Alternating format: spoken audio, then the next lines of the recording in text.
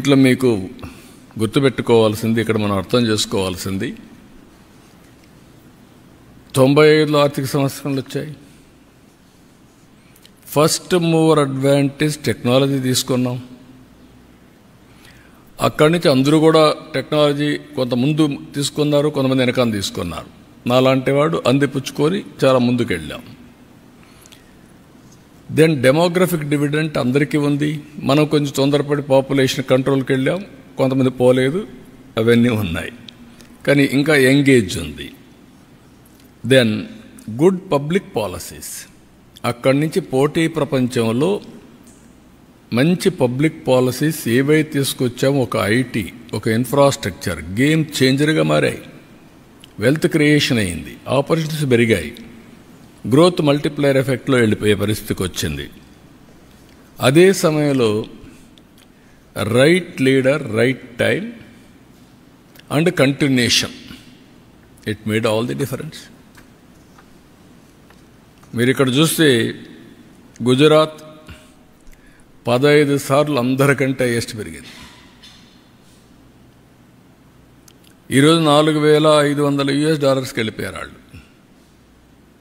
Why?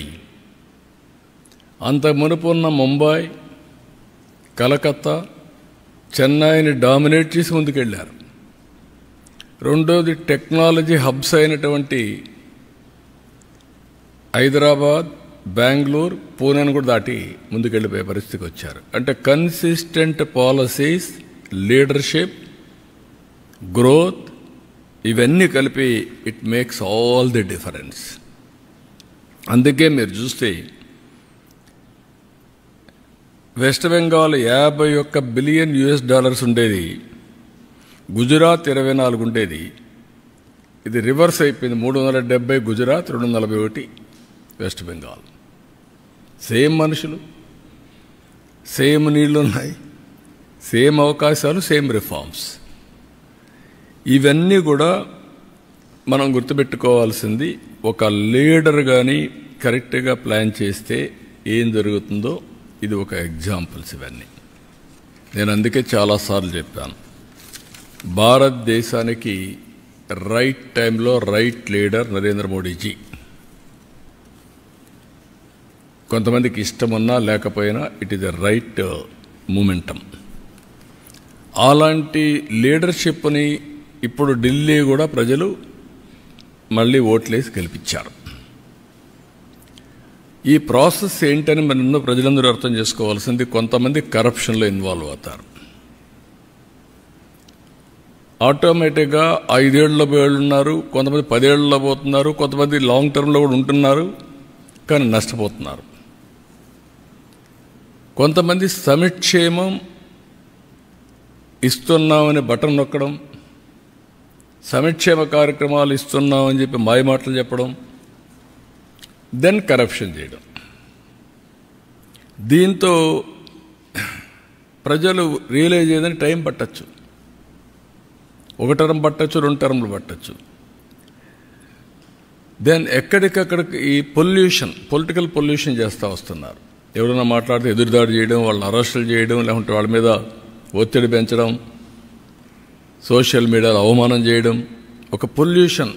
ఇష్టానుసారంగా మాట్లాడడం, గర్వంతో మాట్లాడడం, హంబుల్నెస్ లేకుండా పోవడం, ఇవన్నీ వచ్చే పరిస్థితికి వచ్చింది.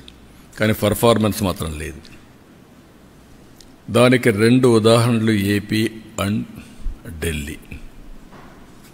సిమిలారిటీస్ కూడా ఉన్నాయి. ఆ రోజు Delhi model of education, what is that model? నేను బాగా చదువు చెప్పిస్తున్నా, ఓకే. హైయర్ ఎడ్యుకేషన్ ఉందా? లేదు. ఆ తర్వాత కాలేజీలు ఉన్నాయా? లేవు. తర్వాత ఉద్యోగాలు ఉన్నాయా? లేవు. రెండోది మహిళా హాస్పిటల్స్, హెల్త్. ఇంటికి నేను మందులు పంపిస్తున్నా, ఓకే, బాగానే ఉంది. సూపర్ స్పెషాలిటీ హాస్పిటల్ ఉందా? లేదు. ఇవన్నీ చేసిన తర్వాత నీళ్లు ఇచ్చే పరిస్థితులు లేరు. డ్రైనేజ్, డ్రింకింగ్ వాటర్ కలిసిపోయే పరిస్థితి వచ్చింది. ఢిల్లీలో ఎక్కడ చూసినా డస్ట్ బేరకపోయి garbage, it is a city of garbage అయింది. మెయిన్ రోడ్లో ఎవరన్నా విఐపీస్ వస్తే, అంబాసిడర్స్ వస్తే, కంట్రీ హెడ్స్ వస్తే మెయిన్ రోడ్లో గార్బేజ్ ఉండే పరిస్థితికి వచ్చింది. ఏమన్నా టోటలీ పొల్యూషన్. ఏదైతే ఒక సీజన్లో ఢిల్లీలో pollution highest in the world, most polluted city ఏదైనా ఉందంటే ఢిల్లీ దానికి చిరునామా అనే పరిస్థితికి వచ్చాం. అందుకే నేను మొన్న ఎన్నికల్లో చెప్పాను, it is a total failure model. I'm not criticising individuals, it is a failure model itself is a failed model. It cannot sustain, it cannot replicate, it cannot be continued. Continue అయ్యే కొందికి ఏమవుతుంది, ప్రజలకు bleeding అవుతుంది. ఇంకా ఒకప్పుడు మీరు చూస్తే best examples ఇక్కడ పంజాబ్, మనం గర్వంగా చెప్పుకున్నాం.